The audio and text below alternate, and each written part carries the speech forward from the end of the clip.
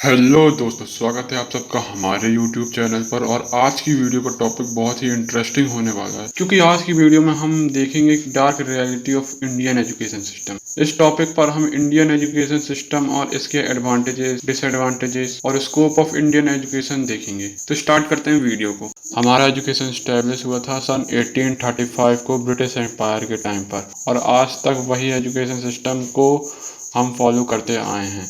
और इस education system का मेन पर्पस लोगों को नौकर, लेबर बनाना था। और इसका मेन रीज़न ये था कि उस टाइम पर इंडियंस एग्रीकल्चर एक्टिविटीज़ करके ही खुश थे, और ब्रिटिशर को उनकी फैक्ट्री के लिए लेबर वर्कर नहीं मिलते थे। तो उन्होंने दिमाग लगाया और ऐसा एजुकेशन सिस्टम बना दिया जो लोगों को सिर्फ लेबर और वर्कर बनाना चाहता था। अब इसके एडवांटेजेस और डिसएडवांटेजेस जानते हैं। तो हमारा फर्स्ट एडवांटेजेस है स्ट्रॉन्ग थ्योरेटिकल फाउंडेशन। इस एजुकेशन सिस्टम से तुम्हारी थ्योरेटिकल पावर इंक्रीज हो जाएगी।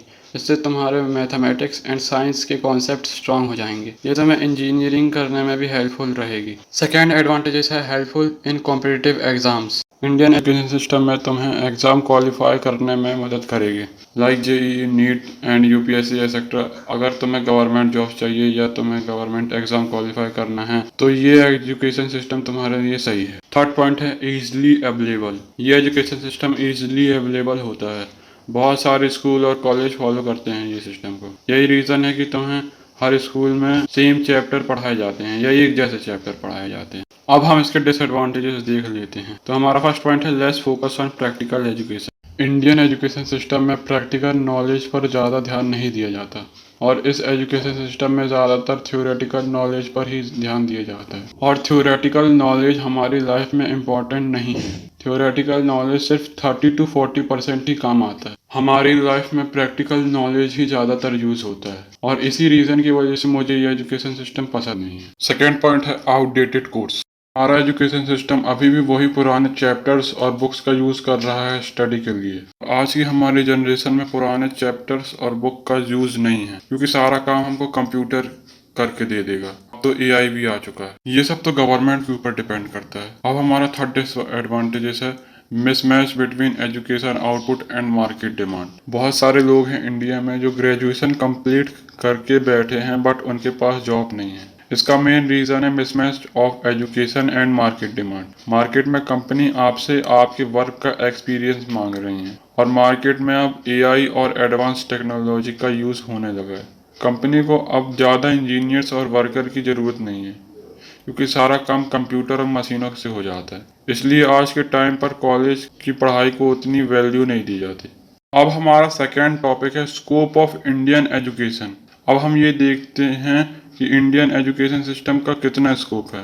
तो 1 to 12 तक आपका स्कूल रहता है, जिसमें से 10th और 12th आपकी बोर्ड होती है, और 11 में आपको आपकी चॉइस के अकॉर्डिंग मैथ, साइंस, कॉमर्स और आर्ट्स में से किसी एक सब्जेक्ट को चूज करना होता है। अब ये देखते हैं कि तीनों सब्जेक्ट में स्कोप कितना है। Math science student government college के लिए या आईआईटी में एडमिशन के लिए जेईई या नीट जैसे एंट्रेंस एग्ज़ाम देते हैं। अगर जेईई की बात करें तो हर साल 9 से 10 लाख स्टूडेंट्स एग्ज़ाम देते हैं, जिसमें से सिर्फ 2.5 लाख स्टूडेंट जेईई मेंस के लिए सेलेक्ट हो पाते हैं, और इनमें से सिर्फ 15,000 से 20,000 स्टूडेंट का आईआईटी में सिलेक्शन हो पाता है। और अगर इनका सीधे सीधे सक्सेस रेट देखें तो सक्सेस होने के चांसेस सिर्फ 0.8% है।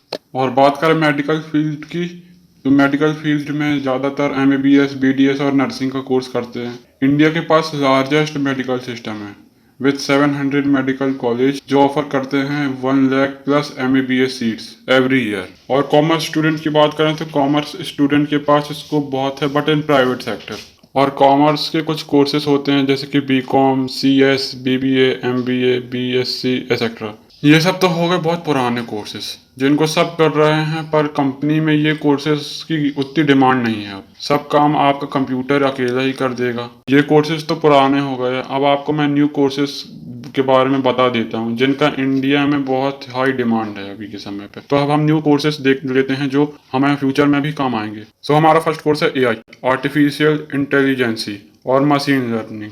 इसकी डिमांड पूरे वर्ल्ड में है, और ये बहुत ज़्यादा ही यूज़ हो रहा है, क्योंकि फ्यूचर में पूरा वर्क तो एआई ही करेगा। अभी के समय में एआई आपको सारी इन्फॉर्मेशन ढूंढ के दे देगा।